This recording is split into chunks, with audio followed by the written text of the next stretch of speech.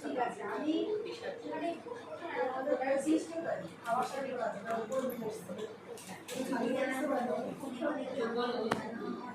আচ্ছা, যেটা ম্যাডাম করছে আমাকে হেল্প করছে, থ্যাংক ইউ ম্যাম।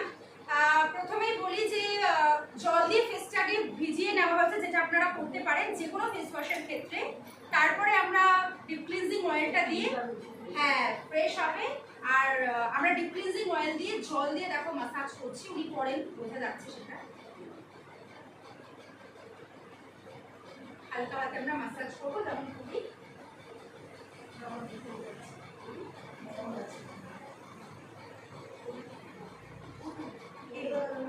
আচ্ছা আচ্ছা।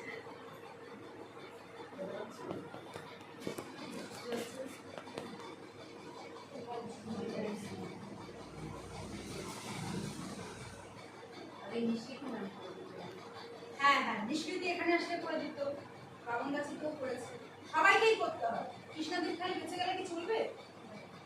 ঠিক আছে, নেক্সটটা আমি করবো। কম্পিটিশন সেটা তো আমি এরকম করছি, যদি কেউ বাড়িতে একা একা করবে তখন তো কেউ এরকম করতে পারবে না।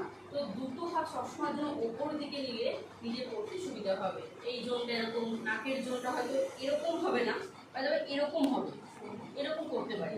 চোখটা যেরকম মানে এরকম করছি আমি, আপনি যখন করবেন তখন আপনি নিজের হাতটাকেই শুধু দুবার এমন করে বুলিয়ে নেন, মানে নিজের নিচ থেকে বুলান একবার, ওপর থেকে একবার বুলান, আবার নিচ থেকে একবার বুলান, একবার ওপর থেকে বুলান। বললাম ঠিক আছে? একদম।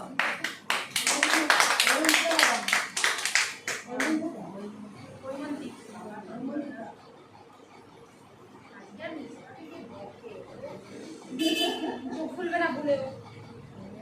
টিস্যুটা আছে না, টিস্যুটা দেবো। 300 দিয়ে শুরু করেছে। মানে এই মানে প্রোডাক্টটা দিয়ে যে অনেক সেকেন্ড বেশি করবে সেটা দরকার হয় না, অল্প টাইমেও খুব সুন্দর ক্লিন হচ্ছে।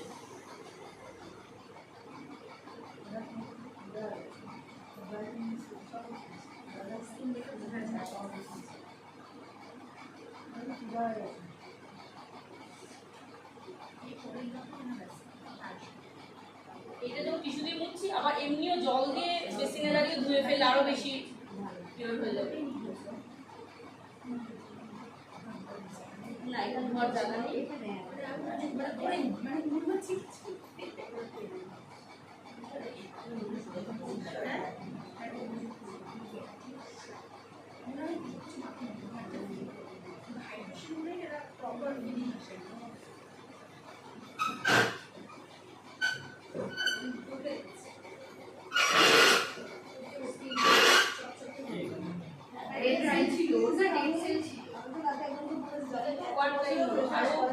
যতবার করবে ততবার বেশি বেটার হবে।